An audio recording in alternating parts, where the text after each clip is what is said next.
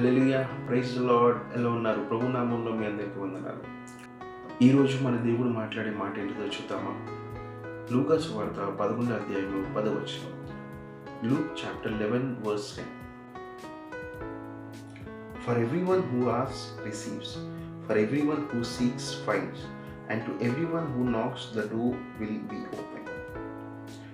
అడుగు ప్రతివానికి ఇవ్వబడును, వెదుకువానికి దొరుకును, తట్టువానికి తీయబడునని మీతో చెప్పుచున్నాను. హల్లెలూయా. చూశారు కదండి, యేసుక్రీస్తు స్పష్టంగా ఈ మాట సెలవిస్తున్నాడు. ఏంటిదనంట, అడుగు ప్రతి వానికి అవునా ఇవ్వబడుతుందంట, వెతికిన ప్రతి వానికి దొరకబడుతుందంట, అవునా, తక్కిన ప్రతి వానికి తీయబడుతుందంట. అంటే స్పష్టంగా ఇక్కడ చూస్తే మనకి ఏమేమి అవసరాలు ఉన్నాయో, అవునా, మనకి ఏమేమి వెతుకుతామో, అవునా, ఏవేవి తలుపు తడతామో వాటన్నిటినీ దేవుడు ఇవ్వటానికి సిద్ధంగా ఉన్నాడంట. అయితే ఇక్కడ చూస్తే స్పష్టంగా కొన్ని విషయాలలో మనకి చూడండి, ఒక్కోసారి చాలామంది అంటుంటారు ఏంటిదనంటే, బ్రదర్ నేను అది అడుగుతున్నాను, ఇది అడుగుతున్నాను, ఎందుకు నాకు దేవుడు ఇవ్వట్లా, ఎందుకు నా జీవితంలో ఇవి జరగట్లేదు, అలాంటి విషయాలు నేను అడుగుతున్నా, ఇక్కడ ఉంది కదా వాక్యము కదా, అవునా కదా, డౌట్ వస్తూ ఉంటుంది. అయితే ఒకటి నా my dear brothers and sister, ఒకటే ఏంటిదనంటే, కొన్ని విషయాలు మనము దేవునికి ఒక ఏంటిదనంటే మానవుల జీవితంలో ఎట్లాంటిదనంటే అత్యాశ కదా, ఏంటిదనంటే హృదయము ఎట్లాంటిదంటే మరీ ఘోరమైనది. ఇప్పుడు చూడండి, ఏదైనా మన జీవితంలో లేదనుకోండి, అది వచ్చింది అని అన్నప్పుడు చాలు, ఇది వస్తే చాలు అనుకుని సంతృప్తి పడదంటారు కదా. ఎలా ఉంటుందంటే, ఇది కాదు ఇంకోటి కావాలి, అది కాకపోతే ఇంకోటి కావాలి, ఇలా ఉంటుందంట.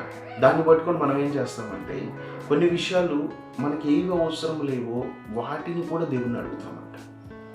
ఇక్కడ చూస్తే చూడండి, ఇప్పుడు ఒక విధంగా చూసుకుంటే ఇక్కడ ఉంది వాక్యంలో, అడుగు ప్రతి వానికి ఇవ్వడం అంటే ఏంటిదని అంటే, మనకి ఏదేదైతే అవసరమో నిజంగా అది నీకు అవసరము అని దేవుడికి తెలుసు కాబట్టి నువ్వు అడిగిన వెంటనే అది ఇస్తాడంట. అంటే నీకు ఏదైతే ఆ సిచ్యువేషన్ అవసరమో, నీ పరిస్థితులు ఎలా ఉన్నాయో అన్నీ ఆయనకి తెలుసు.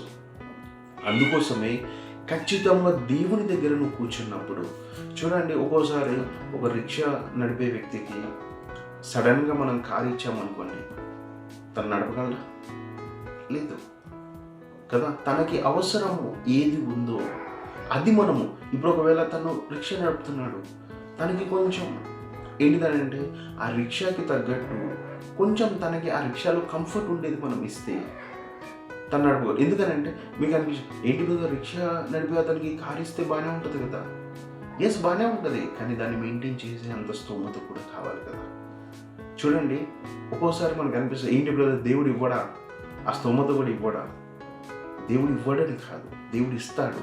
కానీ ఇక్కడ ఏంటిదనంటే మనని దేవుడు ఒక పద్ధతిగా హెచ్చిస్తాడంట. ఒకేసారి కాకుండా ఒక స్టెబిలైజ్డ్గా హెచ్చిస్తాడంట. ఎందుకనంటే ఆ స్టెబిలిటీ నిన్ను ఎప్పటికీ పడనివ్వకుండా చేస్తుందంట. అందుకే దేవుడు చెప్తాడు స్పష్టంగా, ఏంటిదంటే అడుగు ప్రతి వానికి ఇస్తాను, నీకేదైతే అవసరమో ఖచ్చితంగా ఆయన ఇస్తాడంట. నువ్వు అడుగు.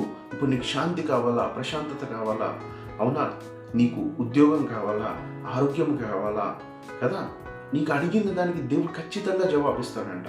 కాకపోతే చూడండి, అత్యాశకి వెళ్ళి కదా మనం ఎక్కువగా దేవుణ్ణి అడిగినప్పుడు సమాధానము వెంటనే రాకపోవచ్చు. అందుకోసమే మనకి ఏది అవసరమో దాన్ని అడుగుదాము, ఖచ్చితంగా పొందుకుందాం.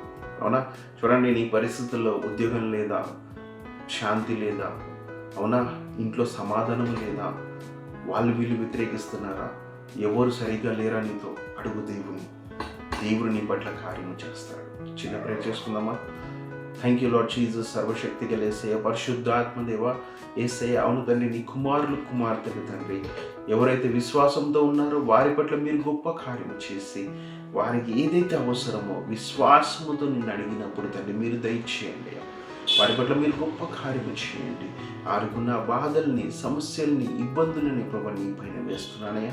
అవును తండ్రి, విశ్వాసముతో నీ దగ్గరకు వచ్చారు. విశ్వాసముతో నా దేవుడు గొప్ప కార్యం చేశారని సాక్ష్యము చెప్పేలాగా మీరు వారి పట్ల గొప్ప కార్యం చేసి నడిపించుకోండి. యేసు నామమున నేను ప్రార్థిస్తున్నాను తండ్రి. ఆమేన్.